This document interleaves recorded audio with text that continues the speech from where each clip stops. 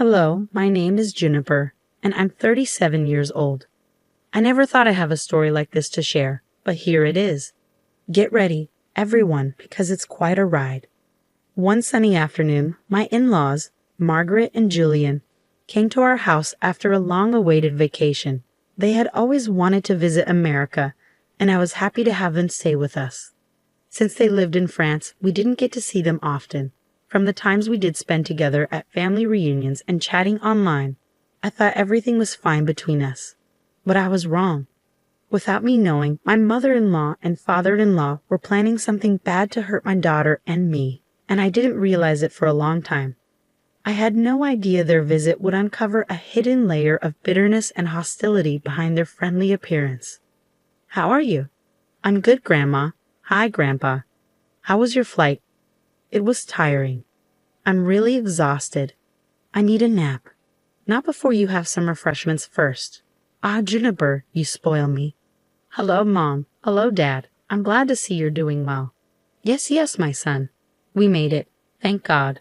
"Hey, speak English, you two. We want to be part of the conversation too. This is just your cue to brush up on some French, dear.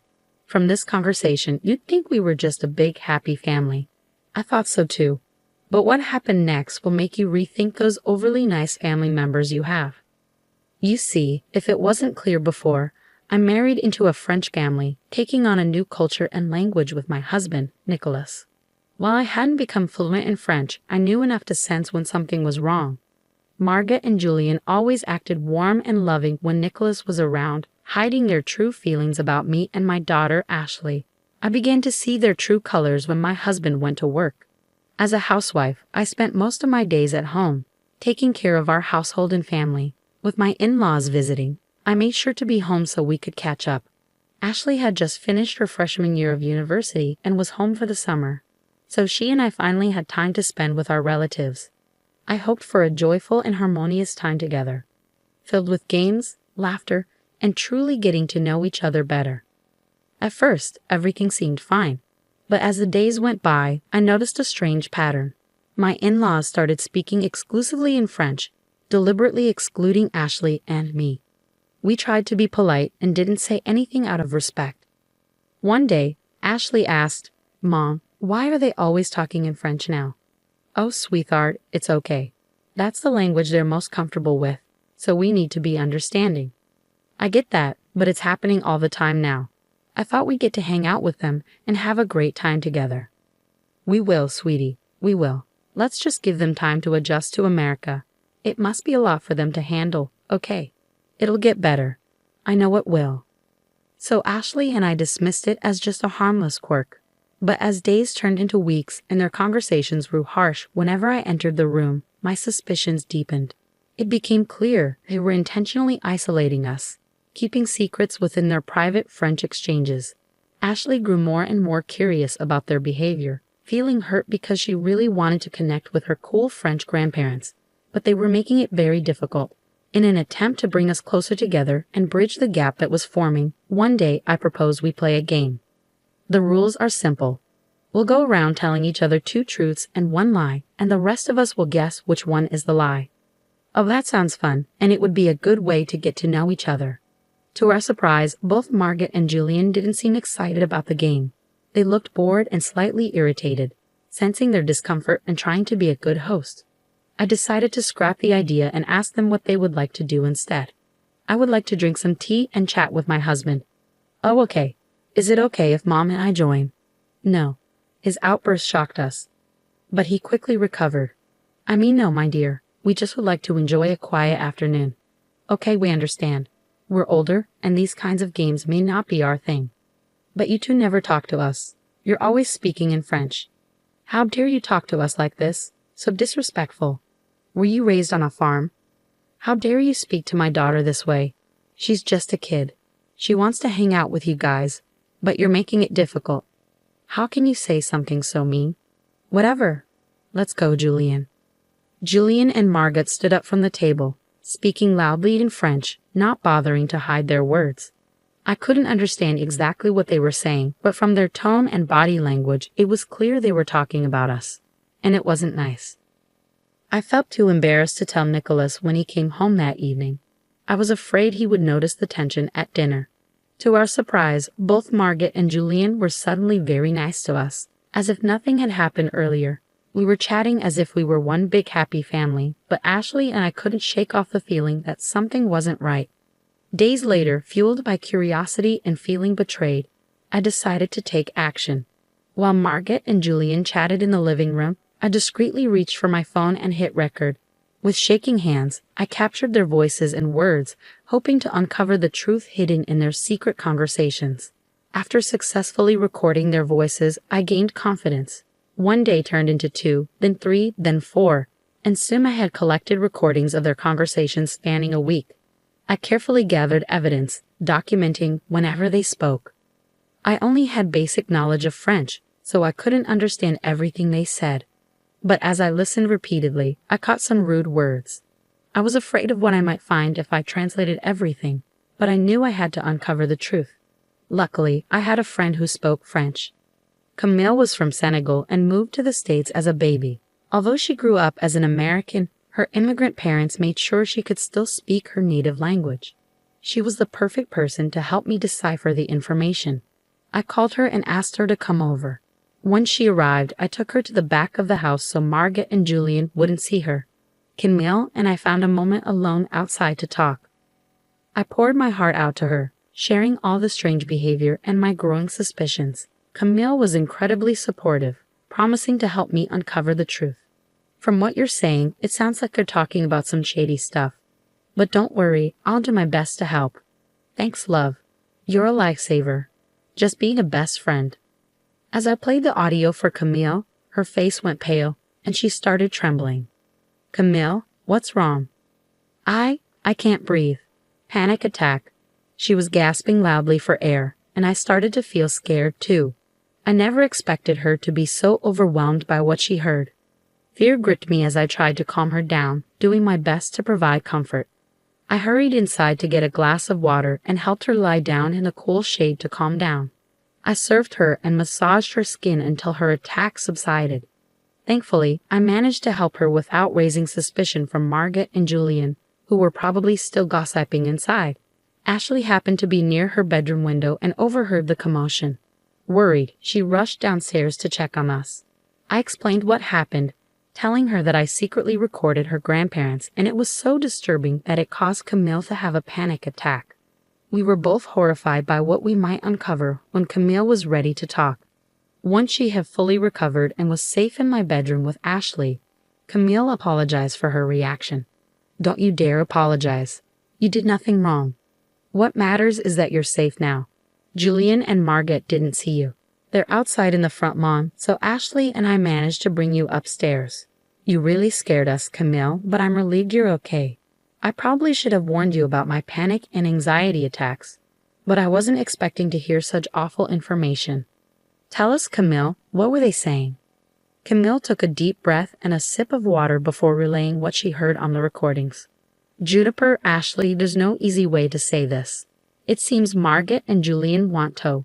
They want to sell Ashley on the black market to some really awful people. Both Ashley's and my jaws dropped. We were shocked. What on earth? That's not all. They said they wanted to sell you to Juniper. They planned to fake your deaths in a car accident and make it look like your body's burned up in flames so there's no evidence. They thought they'd make a lot of money from Ashley because she's young. I feel sick. They were so cold and heartless about everything, you guys. Like I didn't care at all that they were going to sell you to such twisted people. That's why I had a panic attack. I'd never heard someone talk so openly about such a terrible crime. You can take a break if you need to, both of you. It's a lot to handle. Why are you crying? Aren't you sick, Mom? Of course I am, but right now, I'm just angry. They threatened to hurt you, Ashley, and for that, I will never forgive them. They said more awful things, but I'll spare us the details, at least for now.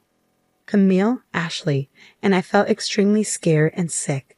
We couldn't believe we'd been living with criminals for a month. I was filled with rage. I wanted to confront them, but Camille stopped me. June, I understand you're upset, but you can't go down there and confront them. What do you mean?